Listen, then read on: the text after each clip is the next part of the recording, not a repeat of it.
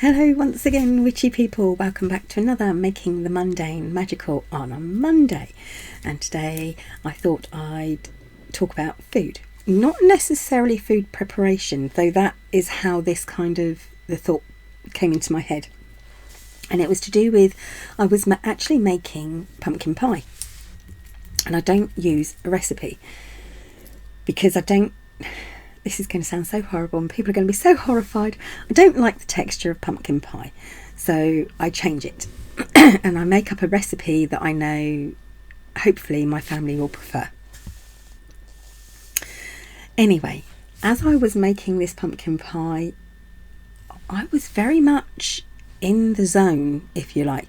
I think because it's coming up to Samhain as well, it was very much thinking about making this food almost as an offering, even though that's not how it started out. There wasn't any special occasion for it. The only really special occasion was use these pumpkins before they're unusable. So certainly, as you know, and it was simple things like, as I was mixing, I made sure that I mixed in the right direction and I mixed in positivity and thoughts. But because it was pumpkin as well, I think I did a sweet version. I did a pumpkin pie and I did stuffed squash, which is like a savoury with peas and rice and everything else. And everything was important, down to like the layers of the onion, the sweetness of the peas. The garlic that I'd grown in the garden, everything seemed to have a purpose. And I think when you have a recipe that kind of, you can attribute things to each ingredient and make it magical, make it mean even more. But it's also how you then not just present the food, but how you lay it out on the table. And I think that you can put magical things in. Even by putting a candle on the table, you can make it magical and put the magic in. Once again, it's all about intention and thought, and that way you are always going to be adding a little bit of magic into the everyday.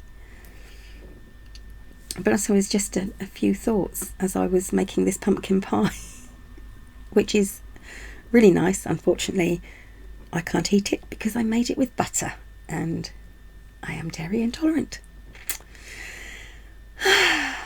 My life. Anyway, so I think, especially coming up to sort of like Samhain and sort of like this darker part of our seasons and the cycle, it's definitely time to think about, when you do lay a table for presentation, do you include that seat for someone who isn't there? Do you include a seat and a plate as an offering to perhaps a deity or an ancestor, or just as a thank you and as a gift? When you make your food, are you thinking about it as an offering to your family, as